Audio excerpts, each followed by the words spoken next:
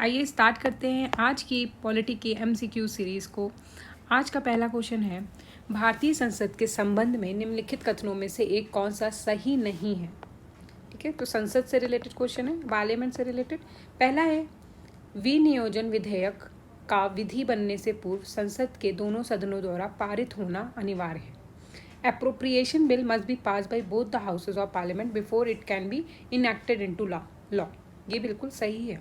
ठीक है, दूसरा पॉइंट कहता है, विनियोजन अधिनियम के अधीन विनियोजन हुए भारत के संचित निधि में से धन नहीं निकाला जा सकता। तो ये भी बात सही है। No money shall be withdrawn from the consolidated fund of India except under the appropriation made by the appropriation act. ठीक है, तो कंसोलिडेटेड फंड ऑफ इंडिया से अगर कोई भी मनी विड्रॉ करना है उसके लिए हमें अप्रोप्रिएशन बिल लाना पड़ता है, जिसको कि हमें हाउस में पास कराना पड़ता है, दोनों हाउस से। और जब वो दोनों हाउस से पास हो जाता है उसके बाद ही कंसोलिडेटेड फंड ऑफ इंडिया से कोई भी मनी विड्रॉ किया जा सकता है। थर्ड है, नए कर प्रस्तावित करने के लिए वित्त विधेयक का होना आवश्यक है, जबकि चालू करों की दर में बदलाव के लिए किसी अन्य विधेयक अधिनियम का आवश्यकता नहीं है।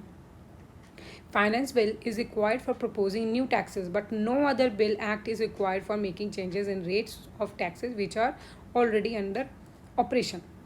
तो ये गलत है, क्योंकि दूसरे बिल्स के थ्रू भी टैक्सेस में चेंज लाए जा सकते हैं, रेट्स में चेंज लाए जा सकते हैं।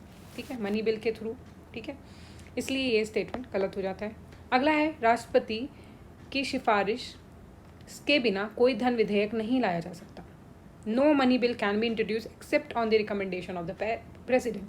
तो ये सही है, क्योंकि जब भी मनी बिल को हम इंट्रोड्यूस कर रहे होते हैं तो उसके पहले उसमें हमें प्रेसिडेंट की रिकमेंडेशन चाहिए होती है, ताकि मनी बिल बहुत ही आसानी से पास हो जाए।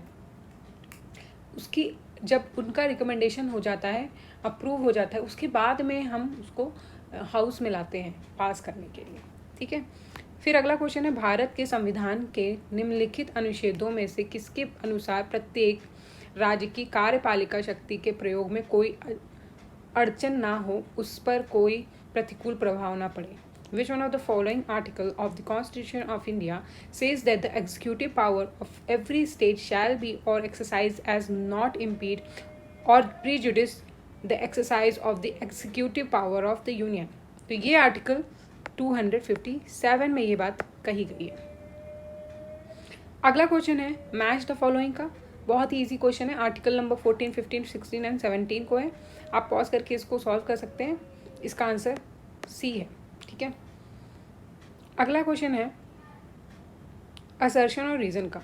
ठीक है, तो असर्शन ए कहता है, केंद्रीय ग्रामीण स्वच्छता कार्यक्रम भारत की ग्रामीण जनता का जीवन स्तर सुधारने के लिए 1986 में प्रारंभ किया गया था।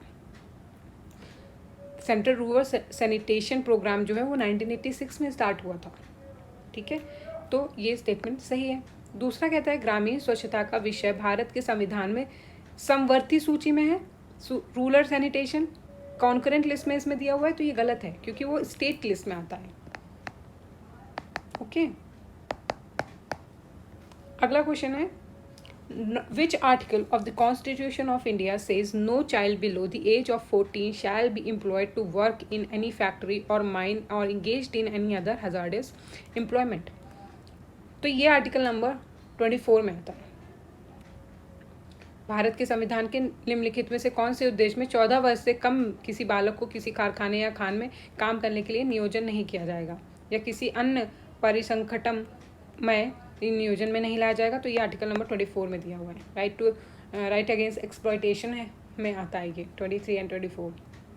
ठीक है, तो ये 24 वाला जो है वो चाइल्ड लेबर से रिलेटेड है। अगला है, according to the national human rights commission act of 1993 who amongst the following can be its chairman? राष्ट्रीय मानव अधिकार आयोग अधिनियम 1993 के अनुसार निम्नलिखित में से कौन इस आयोग का अध्यक्ष बन सकता है? तो national human right commission act के 1993 के एक्ट के थ्रू एक retired CJI chief justice of India जो रिटायर हो चुके हैं वही चेयरमैन बन सकते हैं। अगला है निम्नलिखित में से कौन लोकसभा के अध्यक्ष कभी नहीं रहे? तो तीनों नीचे के जो दिए हुए हैं वो लोकसभा के सदस्य थे, लेकिन केवीके सुंदरम नहीं थे। अगला क्वेश्चन है वार्यता अनुक्रम का उपयुक्त क्रम कौन सा होगा? ठीक है, आपको इनको डिसेंडिंग ऑर्डर में लगाना है, इनके प्रेसिडेंस के अकॉर्डिंग। ठीक है, कौन सबसे बड़े पद में है, फिर उनसे नीचे पद की ओर जाना है हमें। तो पहले सबसे पहले इनमें से जज आएंगे। ठीक है, जज की पोजीशन हायर होती है, तो यहाँ पे जज आ जाएंगे। जज के बाद डिप्टी चेयरमैन ऑफ राज्यसभा, फिर अटॉर्नी जनरल और मेंबर ऑफ पार्लियामेंट, इनमें से लास्ट में आते हैं। ठीक, तो जज की पोजीशन हमेशा आगे ही होती है बाकी सबसे, प्रेसिडेंट से थोड़ा पीछे होती है। अगला है कंसीडर द फॉलोइंग, इनमें से पूछ रहा है which of the above are Lok Adalat है। ठीक है, इनमें से किन में लोक अदालत का निर्णय किया जाता है? ठीक है, तो मोबाइल सेलुलर कंपनी के विवाद, हाँ किया जाता है, लोक अदालत में जा सकते हैं। मोटर दुर्घटना मामले में, हाँ वो उसमें भी जा सकते हैं। पेंशन मामले में, उसमें भी जा सकते हैं। तीनों मामले में आप लोक अदालत जा सकते हैं। फिर अगला क्वेश्चन है 371A to 371I were inserted in the Constitution of India to meet regional demands of Nagaland, Assam, Manipur, Andhra Pradesh, Sikkim, Mizoram, Arunachal and Goa. The Constitution of India and United Nations envisages a dual polity but a single citizenship. ठीक है, और third है naturalised citizen of India can never be deprived of his citizenship. ठीक है, तो पहला वाला statement सही है। नागालैंड, असम, मणिपुर, ये जितने भी स्टेट्स हैं इनको स्पेशल प्रोविजन दिए गए आर्टिकल नंबर 371A से लेकर 371I तक, तो ये सही है। आपको ये सारे ही स्टेट्स पता होने चाहिए। दूसरा है भारत तथा संयुक्त राज्य अमेरिका में संविधान में 2 राजतंत्र है किंतु नागरिकता एक ही है, सिंगल सिटीजनशिप नहीं है। इंडिया में सिंगल सिटीजनशिप है लेकिन यूएसए में डबल है। ठीक है, उनके पास में उनकी स्टेट की भी सिटीजनशिप होती है, हमारे यहाँ स्टेट की कोई सिटीजनशिप नहीं है, हमें सिर्फ इंडिया की सिटीजनशिप मिलती है। और तीसरा है कोई व्यक्ति जो देशीयकरण द्वारा भारत का नागरिक है, ठीक है, उसकी नागरिकता कभी रद्द नहीं की जा सकती, ये पूछ रहा है। तो ये गलत हो जाता है भाई, कैसी भी नागरिकता उसको किसी भी तरीके से मिली हो, उसने अगर कोई भी काम ऐसा किया जिससे उसकी नागरिकता छीनी जा सकती है तो बिल्कुल भी छीन ली जाएगी, वो सिटीजन नहीं रह पाएगा। फिर अगला है consider the following statement, article 301 pertains to the right to property, तो आर्टिकल नंबर 300 में आता है राइट टू प्रॉपर्टी, इसलिए गलत है। अगला संपत्ति का अधिकार एक विधिक अधिकार है किंतु यह मूल अधिकार नहीं है। ठीक है, लीगल राइट है अब सिर्फ ये, लेकिन फंडामेंटल राइट नहीं है, इसलिए गलत होगा। फिर अगला है भारत के संविधान में अनुच्छेद 300A उस समय केंद्र में कांग्रेस सरकार द्वारा 44वें संविधान संशोधन में से अंतर स्थापित किया गया था, तो ये गलत स्टेटमेंट है। तो 44th कॉन्स्टिट्यूशन अमेंडमेंट एक्ट में ये आर्टिकल को इंसर्ट नहीं किया था। अगला है 98th अमेंडमेंट बिल को लेकर के था, तो आप ज़्यादा से ज़्यादा 98 से लेकर के 105 तक जो भी कॉन्स्टिट्यूशन अमेंडमेंट्स हुए हैं उनको ज़रूर पढ़ लीजिएगा। तो 98 जो था वो constitution of a national judiciary commission को लेकर के था। हाँ, अगला क्वेश्चन है constitution of India has 20 parts, तो ये गलत है, 25 पार्ट्स हैं अब। अगला है देयर आर 390 आर्टिकल, 390 अनुच्छेद हैं, तो ये भी गलत है, 400 से ऊपर हो चुके हैं अब। फिर अगला है 9th, 10th, 11th and 12th schedule were adopted to the constitution of India by constitutional act, तो ये सही है। 10वीं, 9वीं, 10वीं, 11वीं और 12वीं अनुसूचियों को संविधान संशोधन के द्वारा लाया गया था, क्योंकि पहले सिर्फ 8 तक था। 9वां कॉन्स्टिट्यूशन जो था वो बाद में अमेंडमेंट जो हुए उनसे ऐड किया गया था। अगला है निम्नलिखित में से संविधान सभा की संघ संविधान समिति का अध्यक्ष कौन था? Chairman of union constitution committee, तो वो जवाहरलाल नेहरू है। फिर अगला क्वेश्चन है गवर्नमेंट ऑफ इंडिया एक्ट 1935 में ये बातें बोली गई, इनमें से बताना है कि कौन से सही है। तो प्रांतों को स्वशासन का अपमान किया था और प्रोविंशियल ऑटोनॉमी दी गई थी, सही है। एक संघीय न्यायालय की स्थापना की का उपबंध होता है, ये भी सही है। केंद्र में अखिल भारत संघ का उपबंध था, तो ये भी सही है, तीनों ही सही है।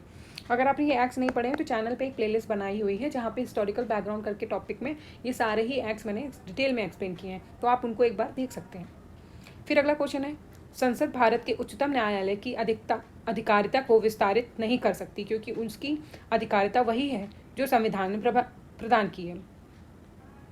ऐसा गलत है, क्योंकि पार्लियामेंट अगर चाहे तो ज्यूरिडिक्शन जो भी सुप्रीम कोर्ट का होता है उसको बढ़ा सकती है। ठीक है, इसलिए क्वेश्चन गलत हो जाता है, क्योंकि पार्लियामेंट के पास में ये पावर होती है कि वो सुप्रीम कोर्ट की पावर को बढ़ा सकती है। अगला है उच्चतम न्यायालय और उच्च न्यायालयों में के अधिकारी और सेवक संबद्ध मुख्य न्यायमूर्ति द्वारा नियुक्त किए जाते हैं और न्यायालय का प्रशासनिक व्यय भारत की संचित निधि पर भारित होता है, ये सही है।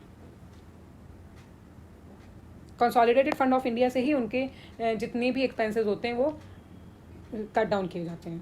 ठीक है,